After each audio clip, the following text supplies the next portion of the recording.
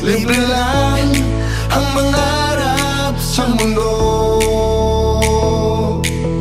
Sa tulong ng programang May Puso na Tapat, maghahatid ng swerte sa lahat.